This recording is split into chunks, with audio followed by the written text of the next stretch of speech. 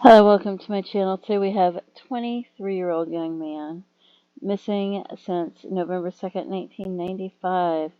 5 foot 11, 145 pounds. Valen Roy Hotomanie. Forgive me if I'm not pronouncing it right.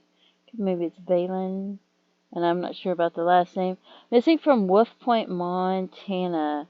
American Indian, Alaskan Native enrolled, and it talks about the tribes. He was last seen Wolf Point, Montana on the 2nd or 3rd of November. Black hair, gray shirt, blue jeans, blue jacket with his last name on the back.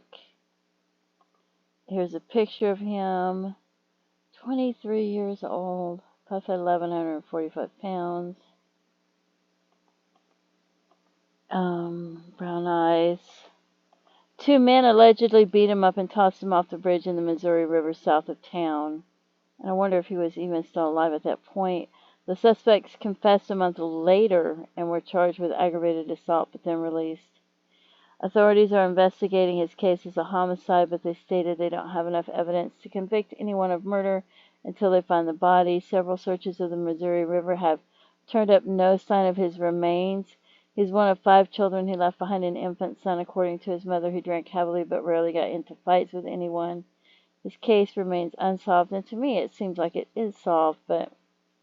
And then just to look for some John Does just in case, because I don't know. I would think that if they finally admitted it, that they were telling the truth, but I wouldn't know for sure. And so here's one John Doe that I found. I guess I'm only including this one that was found October 28th, 1995, so that would have been a couple of days before that. Rancho Cucamonga, California, but I don't know why I felt like including this one, but 5 foot 11, 155 pounds, about the same height and weight as him, really far off. Recognizable face, so they should have a picture of this man. Black hair, brown eyes, mustache in all caps. I don't know what has it in all caps. Linear skirt to posterior aspect of upper right arm. It talks about that and what he was wearing, but I just felt like, what if they weren't telling the truth about, it's a long drive, but maybe. He was found on the slope in a canyon, aged 20 to 26 years old, white or Hispanic male, which means to me that he could be Indian. Recognizable face. So I don't know why the picture's not on here, but... And there's a couple other John Does that I saw that fit his description that were also pretty far away. 23 years old. Breaks my heart.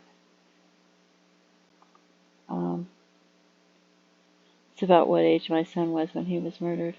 So, October 7th, 1991, about 4 years prior to him being murdered, Jody Fern Howard went missing. And she went missing the month of October from Wolf Point, Montana, right? And it talks about she had a tattoo, and I think she was last seen at a gas station. She lived in Fraser, Montana at the time of her disappearance. She had 4 children. She also had money in a tribal account. And yeah, she was last seen at a gas station in Wolf Point, Montana. So there is that as well. Anyway, I feel like people drink and talk, and it's been a lot of years, and they've probably been drinking and talking. So if you have any information, don't feel like you're testifying in court, so it's counted as hearsay because they might have told you something. But the Roosevelt County Sheriff's Office phone number is 406-653-626. Whoops. Sorry, 406-653-6230. 6230 at the end. If you have any information, please contact authorities and let them know. Hopefully it will help them be able to close this case for this young man's loved ones. And to me, you feel like if you know something, or you know the people that are drinking and talking, that you might want to keep their secrets or protect them, but you're protecting the wrong people when you do that.